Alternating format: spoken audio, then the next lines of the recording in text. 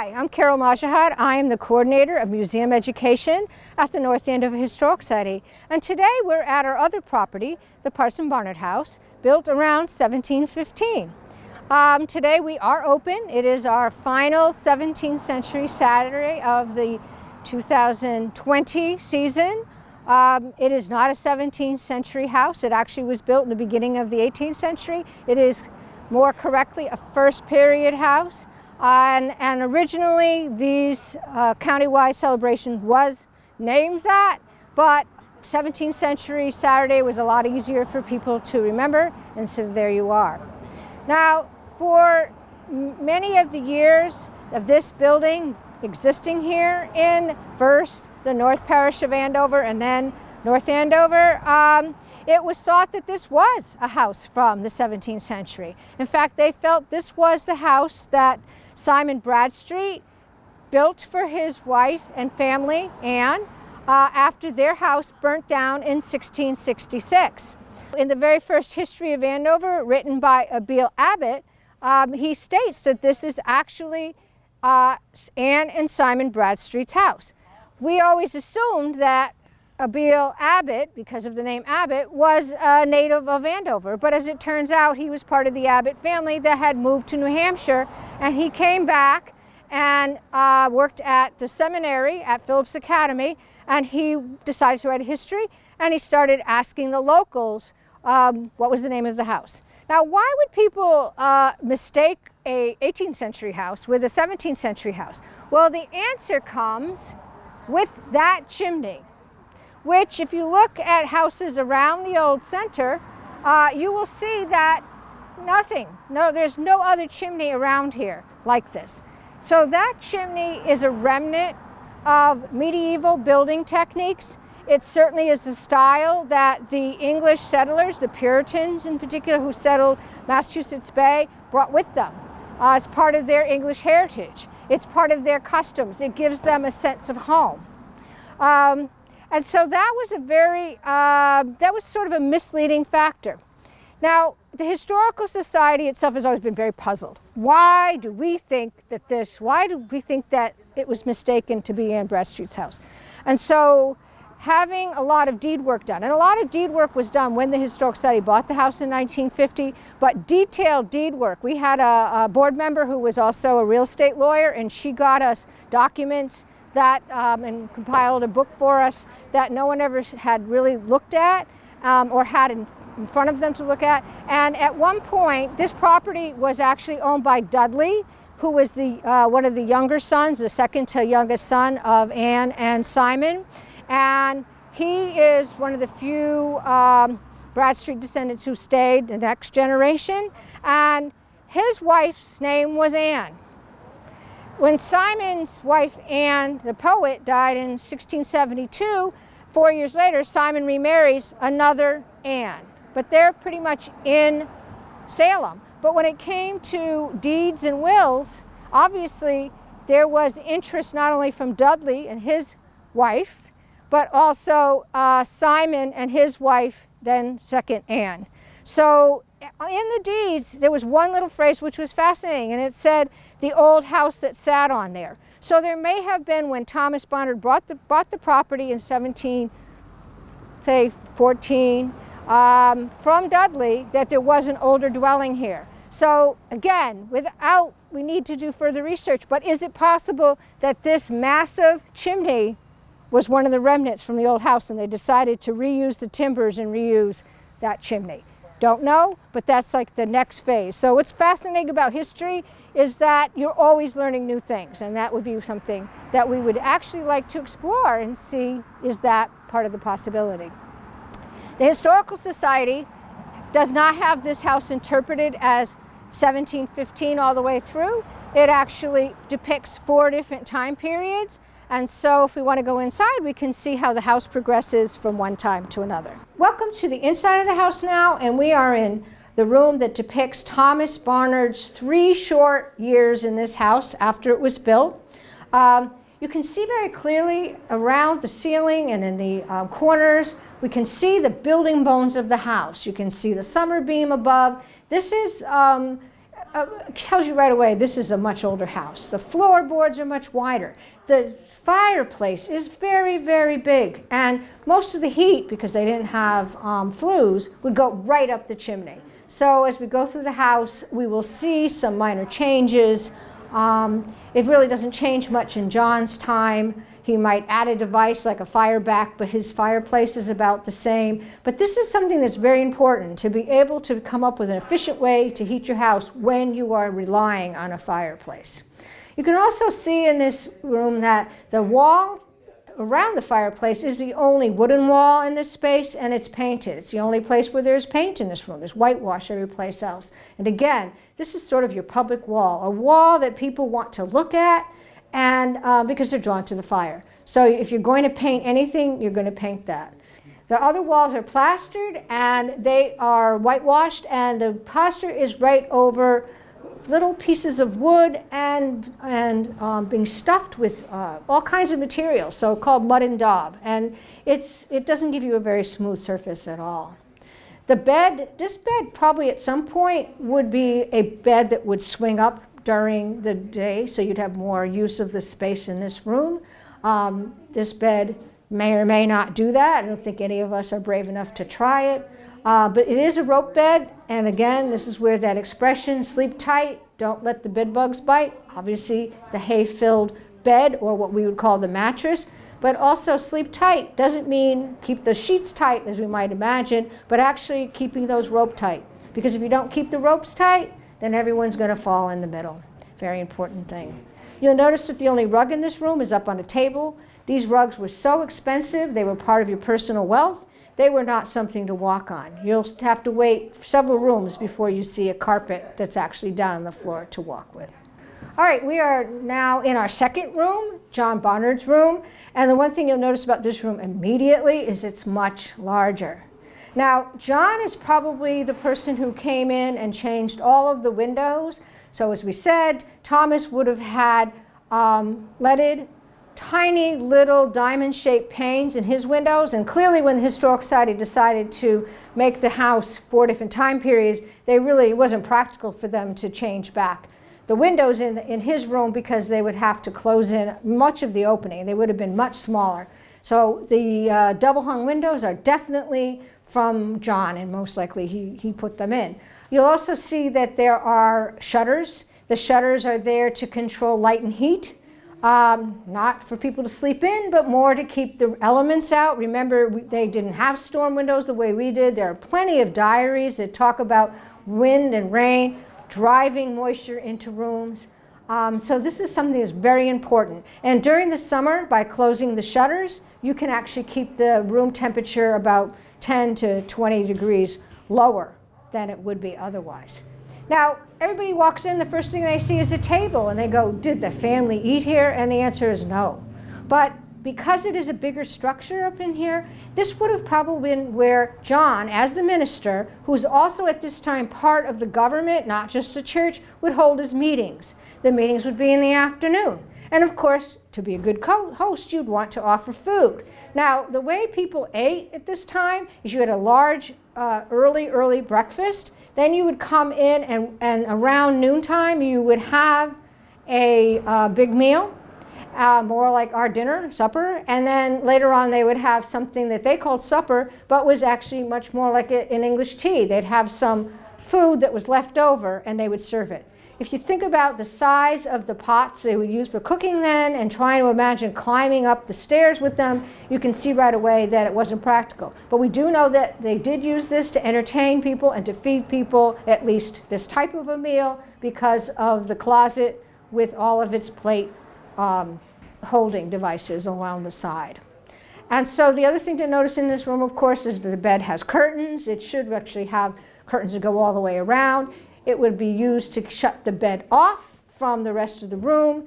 And the trundle bed at night would be pulled out and would be closer to the fire, so to keep the younger children warm. But again, all of these fires were not burning brightly to keep you warm. They had to be banked, which is to take all the coals, cover them with the ash, so that hopefully you still have a couple live coals in the morning. So it was very, very cold in all of these rooms. We're now in the third room, first room we're going to look at on the first floor. And by now we've moved to the time of the American Revolution, a little after.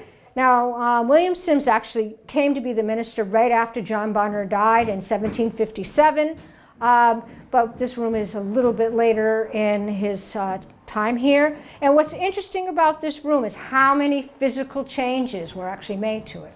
Now, William Sims' first wife, the wife that he had all his children with, you know, she was comfortably middle class, as was he. His second wife, Susanna Powell, was actually pretty well-to-do. She was kind of unusual. She had never married. She was in her 40s. Both her parents were dead. She was the only child. She was the sole inheritor of their estate.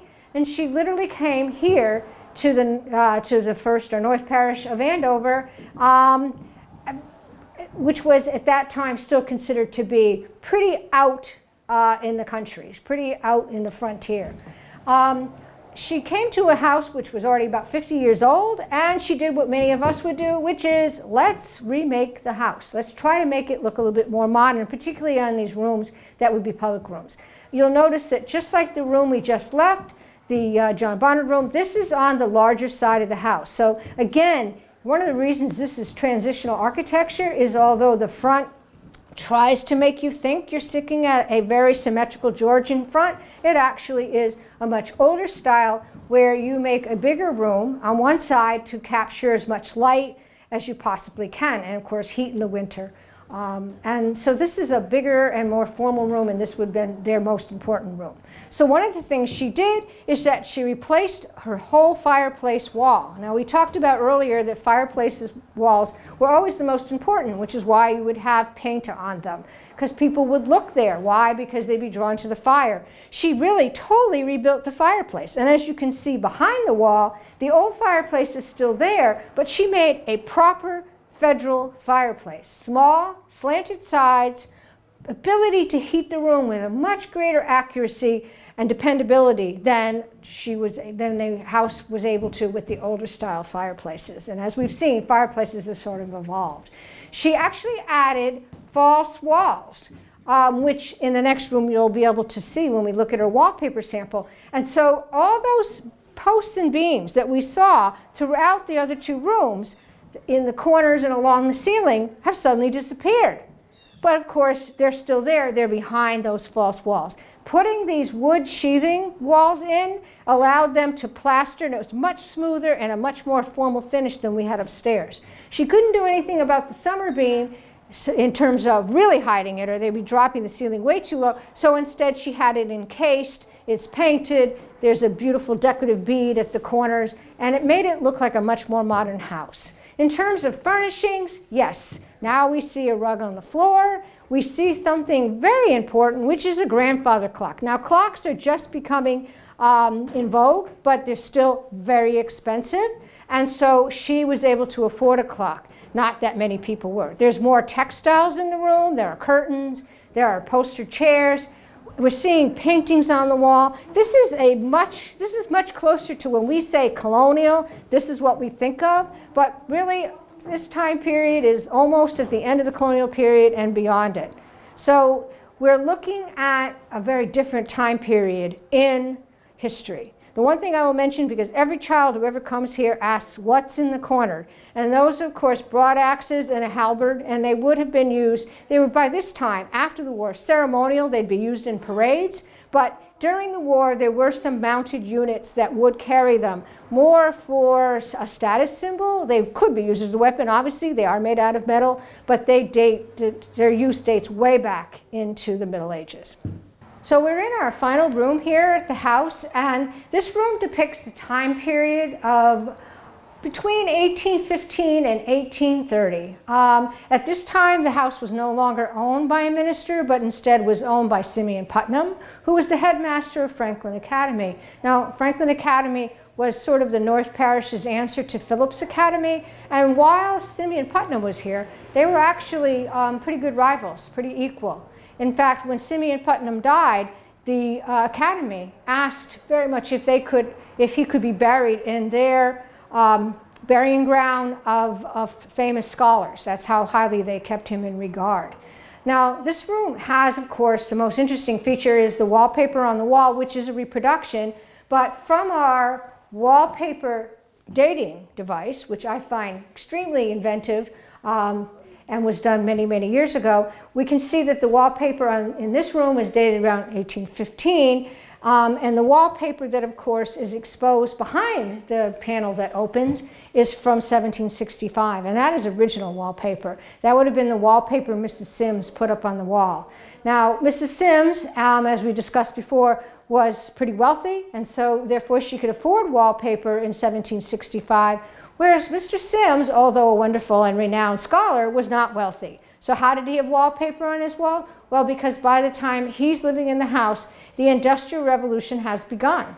And you could print paper just the same way you printed fabric at this time, because their paper was not made out of wood pulp like ours, but actually made out of the lint from cotton and linen. And so it's more similar to today's Pellon or some unwoven fabric, and could run right through the rollers. So this is a great example of how change over time happens. It is on this side of the house. It is a smaller room, just like Thomas's room was up above us, and it doesn't get as much sunlight as the other rooms as well.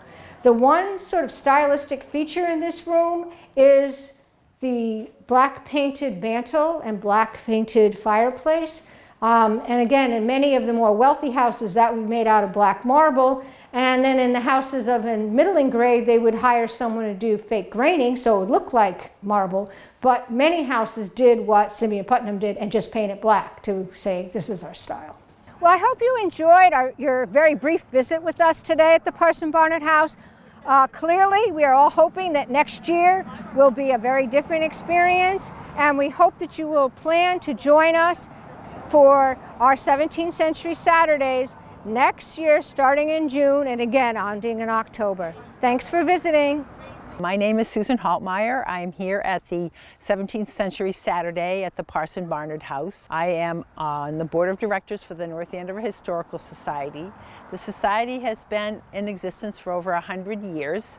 Our mission is to preserve historic buildings and also to tell the story of North Andover. How it started with its agricultural roots, moved through manufacturing and into present day high tech. We have a project going on to renovate the brick building in the old center, built by Carolyn Stevens Rogers in 1960 to honor her family's legacy in textile manufacturing. The town of North Andover isn't just the Stevens families and the Osgood families and Barnard behind me and Phillips. Some of you know Phillips Brooks. It's also all of the immigrant families and the hard-working families that came to North Andover to find a community that they could raise their families and be part of a larger effort to unify this town. North Andover is also the story of the immigrant families who came in the 20s and the 30s, leaving oppression in Europe. It's about the black people who were slaves in North Andover who gained their freedom. People like Cato Freeman, who's buried in the second burying ground next to the North Parish Church. So the North Andover Historical Society aims to tell all of those stories and how they intertwine with each other. So it is an important part of North Andover to understand how all of the different communities over time have worked together to create the town that we now have and that we hopefully all love as much as I do. I went to North Andover High School. All of my siblings went there. I've served the town as a selectman.